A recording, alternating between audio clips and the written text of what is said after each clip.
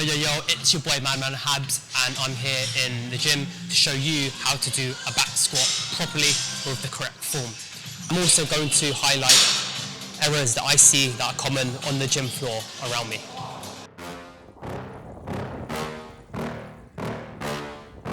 Yeah.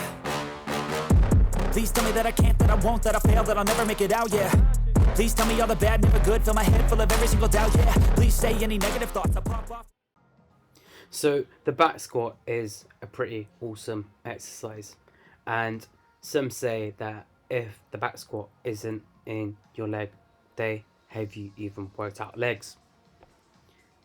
Now, what you're going to be working out is your glutes, your quads, your hamstrings, your core, and even your lower back. Now, to set up for this, you're going to need a squat rack, which I'm squatting in right now. You're going to need a bar, at least just below your shoulder height, so that you can step into, and I'll demonstrate that in the next video. So I've got the bar here. I'm going to make sure my hands are slightly wider than shoulder width. Step into the bar, make sure it's placed on my back, and then step out.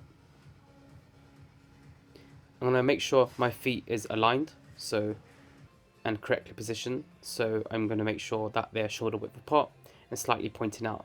This means that when I bend down, my knees will be pressing out and I will comfortably sit on the bottom. What you actually want to do is start with the bar. I'm going to focus on the movement of the bar. So it's on the back of your shoulders, and as you squat down, it should be in a straight line with your ankles. You want to make sure your chest is out, and the first thing that squats down is your hips. Your feet shoulder width apart and slightly pointed out. Your knees should comfortably press out and should sit right at the bottom with your hips slightly below your knees.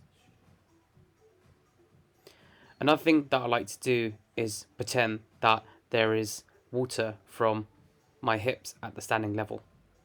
I then take a deep breath at the top, squat down, and as I squat out above that water level, I breathe out.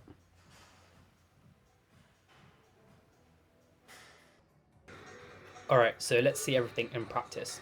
You want to make sure your arms are just slightly wider than shoulder width.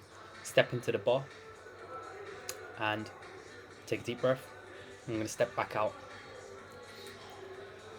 We want to make sure the bar is resting on our trap and just our upper shoulders, not our neck. And we're keeping our chest out so that we prevent the roundness of the back and therefore maintain the vertical movement where you can draw a line from the shoulders to your ankles. Watch how I take a deep breath at the top and then breathe back out when I've gone above that hip line. You want to be driving through the heels of your feet, so that's where your ankles are sitting on the part of your foot. And push out.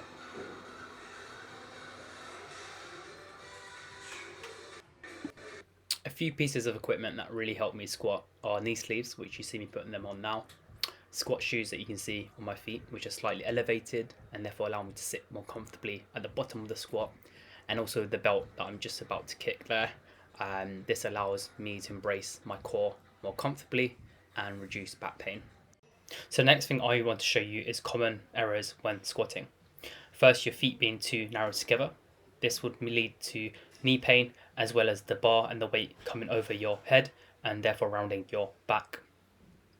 Another issue is that you can have your feet shoulder width apart, but if they're both facing straight forward, then its chances are high that your knees will cave in. This could be detrimental to your knees as well as your lower back, and therefore also mean you don't reach the right levels of depth. But slightly pointing your feet outwards, you can reach a depth that is below parallel or at parallel. What does that mean? So using this squat exercise, you can help build your squat to go at parallel or below. Parallel being your hips are in line with your knees. So at this point, you can see that my hips are in parallel with my knees. And slowly, as you progress to lower boxes, my hips go below the knee line. And that's what it means to squat below parallel. Once you get comfortable with this, you can go without the boxes. and just squat with your body weight, eventually adding the bar, and then eventually adding weight.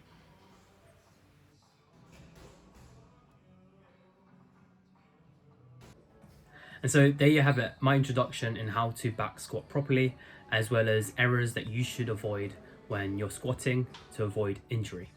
You notice throughout the video, I'm always in front of a mirror. I highly recommend this. The more mirrors, the better. So you can watch your form, your arms, your legs, your knees, see if your hips going down first, see if your chest is out, and just focus on yourself, as well as the form, as well as your breathing. All these things help when you're in front of a mirror. So if you find a squat rack and it's front of the mirror, make sure you claim it in the gym.